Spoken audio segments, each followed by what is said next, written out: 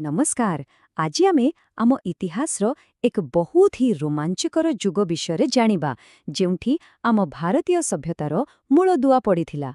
हाँ, आमे कथा हेउछे वैदिक काल विषय। जानिछंती एही टॉपिक केवल इतिहास पाई नुहे बरं जेकोसी कॉम्पिटिटिव एग्जाम पाई भी बहुत जरूरी। तेबे चलंतु आज वेद उपनिषद पुराणर किछि गभीर कथाकू एकदम सरल भाषारे बुझिबा आउ शेषरे परीक्षारे आसुथिबा किछि खास प्रश्न उपरे मध्य नजर पकाइबा। तेबे चलंतु आरंभ करिबा समय सीमारू। एही जो वैदिक काल एहा ख्रीष्टपूर्व 1500 रु आरंभ होई ख्रीष्टपूर्व 600 पर्यंत चलीथिला बोली धरा जाए। माने प्राय 900 वर्षर एक लंबा समय। आउ एही समय रे ही आम संस्कृतिर बड़ बड़ महत्वपूर्ण ग्रंथ सबु लेखा होइथिला। तेणु एही डेटटा मने रखिबा बहुत जरूरी।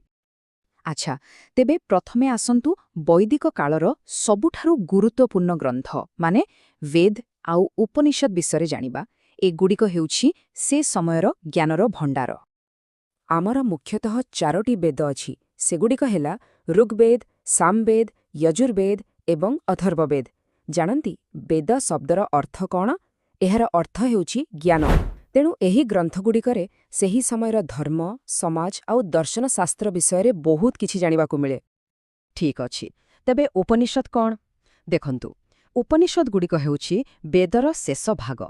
एथिरे बहुत गभीर दार्शनिक कथा सबु लेखाउछि।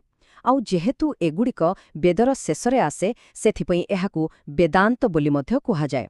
वेदांत माने वेदर अंत बा वेदर सिद्धांत। परीक्षारे गोटे प्रश्न बारंबार आसे कि मोट केतोटी उपनिषद अछि। तेबे मने रखंतु मोट उपनिषदर संख्या हेउछि 108।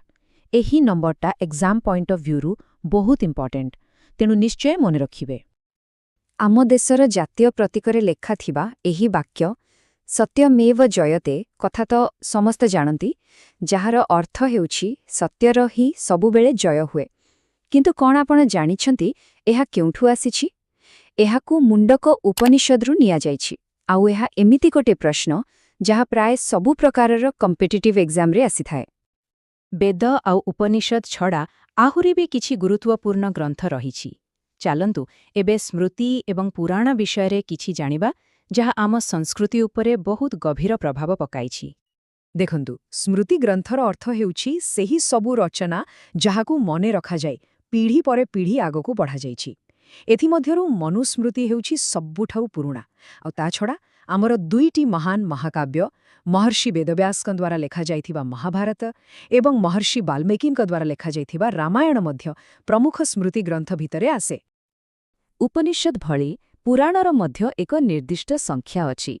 पुराणगुड़िकरे मुख्यतः देवादेवी राजा एवं ऋषिमानंकर कहानी माध्यमरे धार्मिक कथा कुहा जाइछि। आउ मोट पुराणर संख्या हेउछि 18। एही संख्याटिकु मध्य भल भाबरे मने रखिबे। सेही 18टी पुराण भितरु किछि मुख्य पुराण हेला मत्स्य पुराण, विष्णु पुराण, नारद पुराण एवं वामन पुराण। गोटे उदाहरण देउछि। मत्स्य पुराण रे ही भगवान विष्णुंक 10 अवतार विषय विस्तार भावरे वर्णना करा जाइछि। ठीक अछि। तेबे एबे आसिला आमर सबुठारु गुरुत्वपूर्ण भाग। एपर्यंत आमे जहा सबु पढ़िले सेथिरु परीक्षारे केमिति प्रश्न आसे चलंतु देखिबा। एबे आमे सेही भळे किछि प्रश्न देखिबा जहा विभिन्न सरकारी परीक्षारे बारंबार आसे।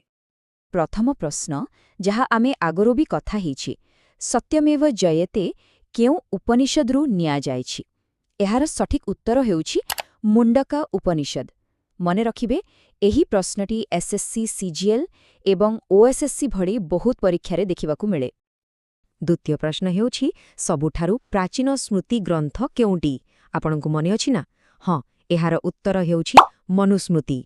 सीएचएसएल एवं अन्य राज्यस्तरीय परीक्षार इतिहास भाग पाई एहा एक बहुत ही गुरुत्वपूर्ण प्रश्न।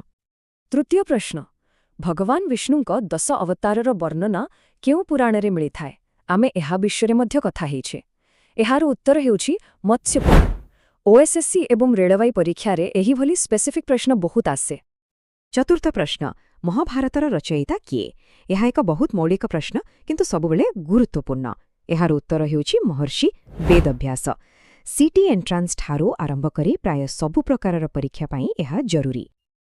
ଆଉ ଏବେ ଆମର ଶେଷ ପ୍ରଶ୍ନ, ଯାହା ଟିକେ ଟ୍ରିକି ହୋଇପାରେ।